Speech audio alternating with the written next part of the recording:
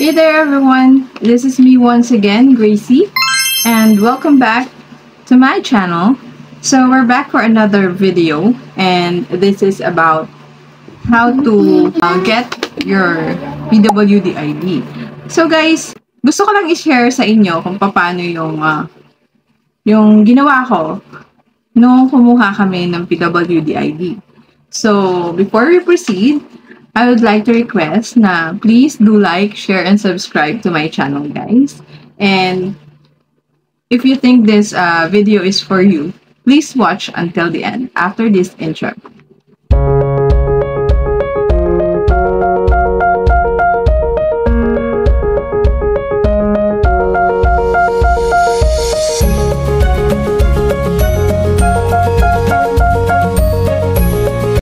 Okay guys, so without further ado, I would like to start and share this with you. So guys, ang pagkuha ng PWD ID is kailangan nyo po na pumunta sa kung saang munisipyo po kayo reside or nakatira. Okay, and then ipa-flash ko dito sa screen guys yung form na kinuha ko sa munisipyo. Ituturo ko rin sa inyo guys kung paano nyo i-fill outan yung form na to. Let's start. Sa taas guys, may nakalagay dyan na if you're a new applicant or for your renewal, lost, and others. Kung anong transaction nyo sa kanila. Ayan. And the personal information is yung last name, first name, and middle name no kukuhaan nyo ng PWD ID. If it's a minor, yan yung anak nyo. The next one is yung photo. Yung 1x1 picture na yan, kailangan kumuha kayo ng dalawa. Kung mas marami, mas okay para hindi na kayo magkulang. Okay? Para in case nahingian pa kayo ulit dun sa munisipyo, okay na. Hindi na kayo pabalik-balik. Okay? The next one is the date of birth. Yung birthday na kukuha ng PWD ID. Yan po. Yung age, kung ilang taon na siya, sex, kung siya ay babae o lalaki, male or female, civil status, yan po. Kung married na ba yung kukuha ng ID, single, separated, and so on. And the next one po is the type of disability. Ayan, pipili lang po kayo dyan. Yan sa mga boxes, check nyo na lang kung alin po siya dyan. And the cause of disability. Ayan po. Yung sa akin po kasi, yung sa anak ko, ano po siya? Dito po siya sa may learning disability. And the cause of disability is autism. Yan po. Yung anak ko po kasi ay may autism siya. And the next one is yung residence address nyo. Kung saan po kayo nakatira. Yan po. And yung acquired. Kung paano daw po nakuha yung illness na yon or yung disability. Next one is yung contact details nyo po. Yung mobile number nyo, email address, siguro kung wala po kayong ganon, okay lang siguro yan. Importante siguro yung inyong contact number. Educational attainment, kung kindergarten, elementary, or none, or ayan po, pipili lang po kayo dyan. Yung occupation po, nung kukuha ng PWD ID, ayan, nasa side po, sa gilid. Pili lang po kayo dyan, managers, professionals, technicians, and associate professionals. Ayan, ayan po. Pili lang po kayo dyan. Check nyo. Status of employment, ayan po, employed, unemployed, self-employed. Type of employment, kung regular, seasonal, contractual, or emergency. Ayan. Kasi yun sa akin po, yung anak ko, minor, so wala, hindi ko to na-fill outan yung mga, na to.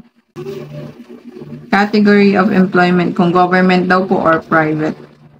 Itong sa mga susunod po, ayan, siguro alam nyo na yan, at hindi ko rin po yan na-fill outan kasi nga, minor po yung anak ko. Or yung may SSS, may pag-ibig, may PhilHealth, yan. Family background, last name, first name, and middle name ng father and mother. Ayan po. In case of emergency, yung contact person po, Yan, lagay niyo po yung name sa contact person and yung contact number and yung relationship po niya nung kukuha ng ID doon sa contact person. Yan. Yung sa baba po, I think this is for the officer po doon sa munisipyo. Sila na po yung mag-fill out nitong susunod. And ito po guys yung requirements sa pagkuha ng PWD ID. Yung medical certificate ang pinaka-importante sa lahat. Valid government issued ID, kung meron man po yung kukuha ng PWD ID, ng government ID, na any government ID. Tapos, kung minor, I think, ako, for example, yung anak ko, kinuhaan ko siya, I need any valid IDs, government ID, para i-present sa kanila. For minor applicant, copy of birth certificate. Ipa-xerox niyo na po lahat yon para sigurado. For example, yung medical certificate, alam ka naman, ibigay niyo po yung original niyo, kailangan niyo yan. Like sa amin, ang medical certificate na hawak namin is yung doctor's assessment ng anak ko to prove na meron siyang autism. Yung doctor's assessment. So, yun ang ibibigay namin sa kanila, pina-print, pina-xerox namin. Tapos, ayun po, yung 2 pieces, 1 by 1 picture. Ayan po. So, guys, ito pong form na to, pagkakuha nyo doon, ay, tawag dito, pwede nyo na tong fill outan doon sa munisipyo mismo. Tapos, para in case na may mga katanungan kayo about doon dito sa form na sasagutan nyo, matanong nyo na sila. Ito kasi guys, kaya ako lang nauwi kasi may hinihingi pa sila sa akin na another requirements. Kaya naiuwi ko muna dito sa bahay. Pero, kung tutuusin, like, nakakuha na kasi ako last time, yung sa isang anak ko. Hindi naman ako hininga nitong additional requirements na hinihingi nila. So, doon ako nag-fill out ng form. Pagkatapos ko mag-fill out, nakuha ko rin po kaagad yung ID niya. Makukuha naman po agad. And this time, hinihingian kasi ako ng barangay residency ng bata kasi hindi daw dito pinanganak. So, ayun po, kukuha po ako and isasabay ko na rin to. Yan. Tsaka yung mga other requirements pa po niya. Sorry.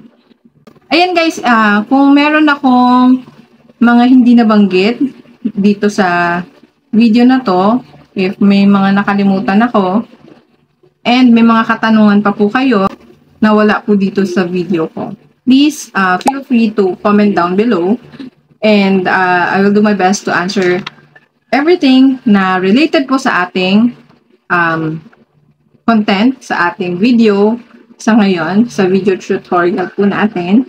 At isa pa po, disclaimer lang po, hindi po ako professional about this.